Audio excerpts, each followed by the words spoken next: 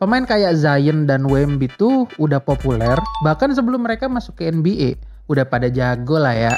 Tapi sejago-jagonya mereka tetap ada aja momen tertampar reality bahwa ini tuh udah beda level loh. Inilah momen rookie dibully sepuh di NBA. Kita mulai dari Wemby dulu kali ya. Saat itu semua orang udah hype nungguin game resmi pertama Wemby. Ya gimana kagak? Tinggi menjulang, bisa 3 point, lincah, defensive monster, ya kayak sempurna gitu ya. Data dari NBA aja bilang bahwa 98% orang yang beli tiket debut Wemby saat Summer League itu bukan orang lokal Nevada. Dan bahkan 13% dari orang yang beli itu tinggal di luar US. Hari debutnya pun tiba, Wemby lumayan cukup baik mainnya di kuarter pertama dan kedua. Dapetin N1, bahkan sampai nge-cross James Nagy dan dapetin asis gemilang. Lihat klip ini. For San Antonio, Champagnie has scored the last 5. Wembanyama, nice little crossover and dime. No finish. And a foul. Namun di kuarter 3 ada senpai dari tim sebelah yang sudah dari tadi bersiap untuk menyambut Dek Wemby. Senpai Kai nge-set screen dan harus memaksa Wemby harus switch jagain beliau. Lalu Ali Upun datang dan lihat aja bareng-bareng. Bareng-bareng. Experience, all of it's been great. Great for him, great for us, and we'll learn every step of the way. Anjir, itu Kai Jones atau Kagami. Sheesh, disambut seperti itu loh beliau. Untuk masuk ke NBA ya.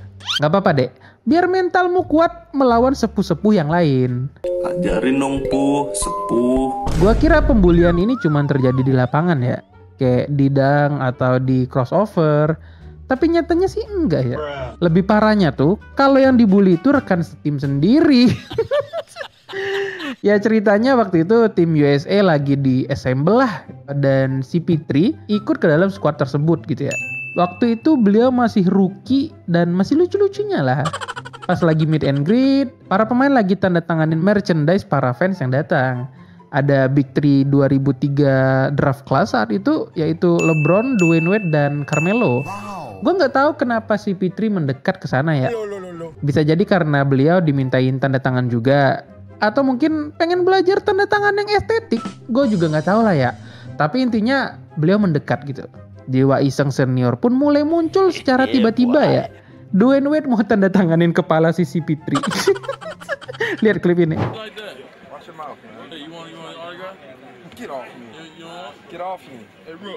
Si Fitri sebagai rookie yang baik ya cuma ketawa-tawa aja. Terus ide lain pun muncul ya, dan akhirnya jadi gini.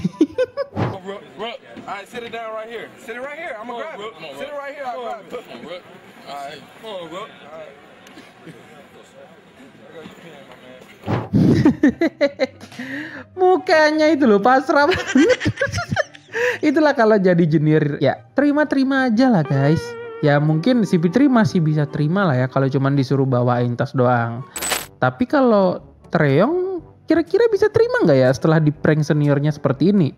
Flashback dulu, jadi setelah hampir main di Dallas, tapi nggak jadi kan ya, malah di trade di draft night dan Hawk ngasih Luka in exchange to Treyong main di Atlanta Hawk. Trey udah siap banget tinggal di Atlanta dan main bareng rekan setimnya. Di pick kelima saat NBA draft itu artinya cuma 2 guys. Yang pertama, semua orang akan menganggap lu jago. Dan yang lebih penting, banyak duit. Tapi sepertinya sih nggak banyak-banyak banget sih guys. Beliau ini cuma digaji 700 ribuan rupiah loh. Per menit. Anjir, 700 ribu per menit cok. Beliau deal dengan Atlanta selama 4 tahun 26,53 juta dolar. Dalam rupiah itu sekitar 414 miliar 804 juta 500 ribu. Gituan lah ya. Dengan duit sebanyak ini pastinya Trey nggak sembarangan dong beli mobil. Beliau beli mobil Audi R8 Matte Black Edition guys. Lihat nih. It's here. Mom and them under surprise me. It's here. Duit banyak memang anugerah. Apalagi kalau tempat kerja dan koleganya asik dan suportif ya. Trey sangat dipercaya dan jadi building block Atlanta Hawks. Dia selalu jadi starter dan nge-average 31 menit per game saat rookie seasonnya.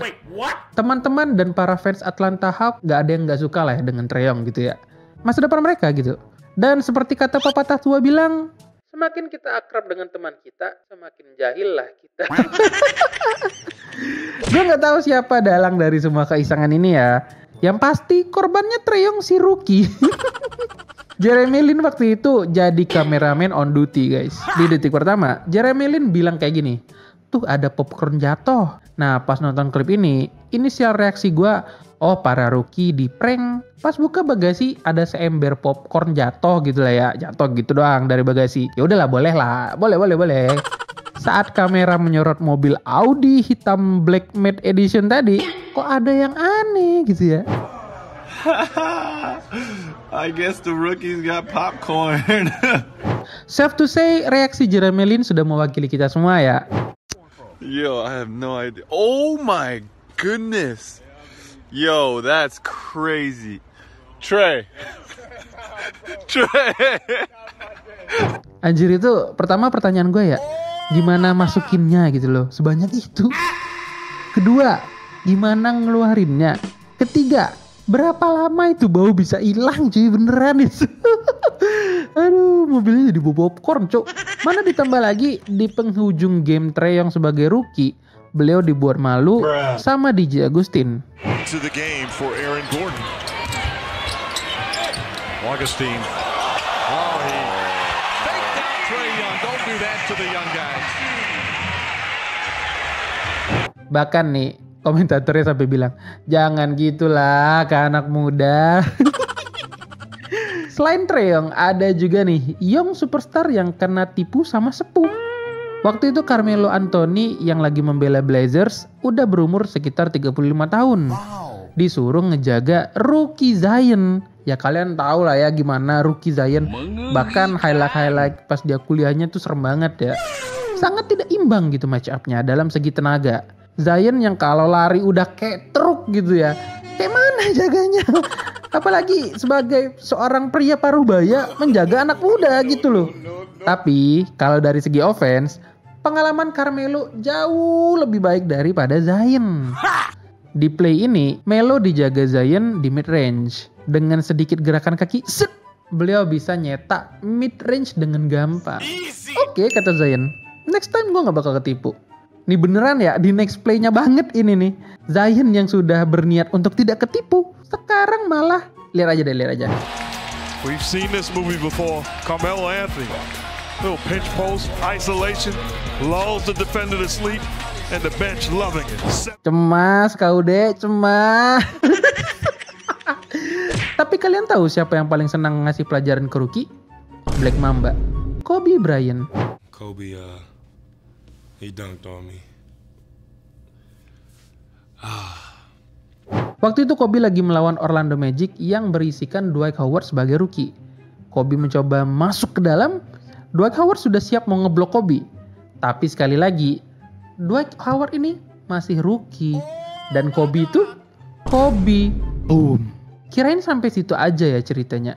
Tapi ternyata sepanjang tahun itu, pas Dwight lagi di public area, banyak yang minta tanda tangannya. Dan pada ingat sama kejadian itu. Yang paling parahnya sih, ada yang minta TTD bajunya, tapi lihat nih. I could go to the mall and I would see a guy asking for an autograph, but he'd have a shirt that got a picture of me getting dunked on by Kobe. And that's not a good feeling. Sabar ya bang, netizen memang suka usil. Selain Dwight Howard, Yao Ming juga pernah kena no. Kyrie pun gak lolos dari lockdownnya si Black Mamba. Tapi kalau di era sekarang sih, gue lihat kebanyakan Steph Curry nih yang hobi ngebully rookie. Gue inget banget pas Jaylen Brown dibacotin sama Steph. Bush. Curry with the fake on Jaylen Brown, drills it. He got the rookie up in the air. Satu hal yang kita pelajarin dari sini, don't mess with 2017 Steph Curry. Beneran babyface assassin. Jangan dilawan lah. Tapi gue ingetin lagi ya, lu tetap gak selamat kok walau jadi rekan setimnya. Jahil juga guys beliau ini. Nih, si Damian Jones waktu masih rookie disuruh nyanyi di tengah lapangan.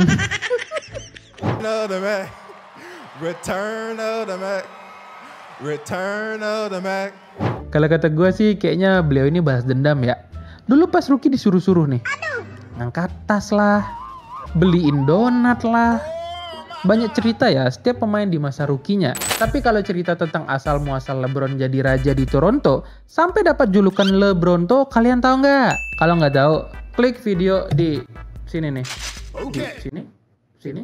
Nggak tahu, pokoknya di sekitar sinilah. Ntar gue taruh.